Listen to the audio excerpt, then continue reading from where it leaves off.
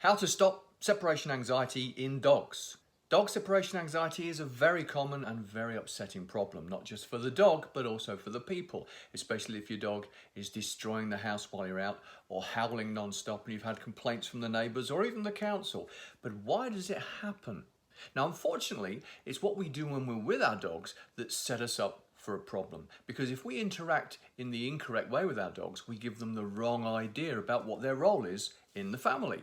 And if we do this, the dog thinks, well, maybe because you're not showing me you've got the right qualities, maybe I should be the one that looks after everybody. Because dogs know there's got to be somebody you trust to look after everyone.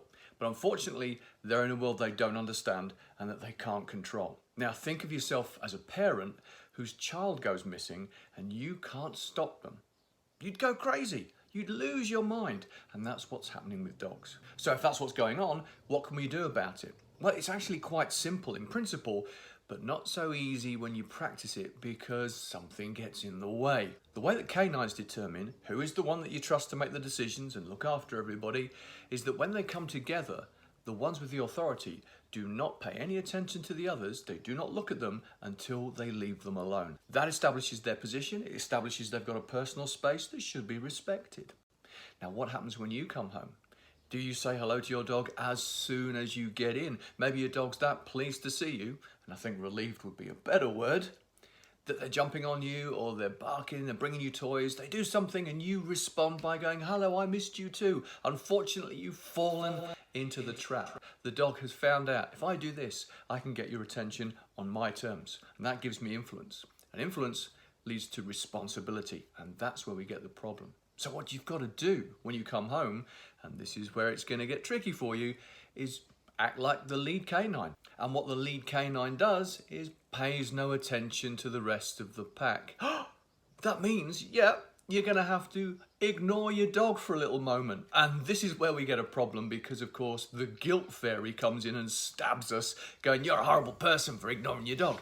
You are going to say hello to your dog, of course you are, just not straight away. You do what we call the golden 5 minutes. And I call it that because it's 5 minutes of silence, and there's an old song that's called Silence is Golden. It isn't 5 minutes exactly. It's however long it takes for your dog to leave you alone. Don't talk to them. Don't touch them unless it's to push them away gently. But above all, don't make any eye contact. No eye contact is the signal. Basically saying, leave me alone, respect my personal space. Now, when your dog has left you alone, well done. You've established your credentials. Now you can call your dog over and say hello to it.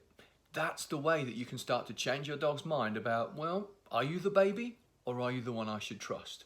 Try that, see how it goes. Do me a favour, please, like and subscribe this film, and then maybe TikTok will realise that I know what I'm talking about and share my films with other people. Cheers for now, and good luck. Don't let the guilt fairy get you.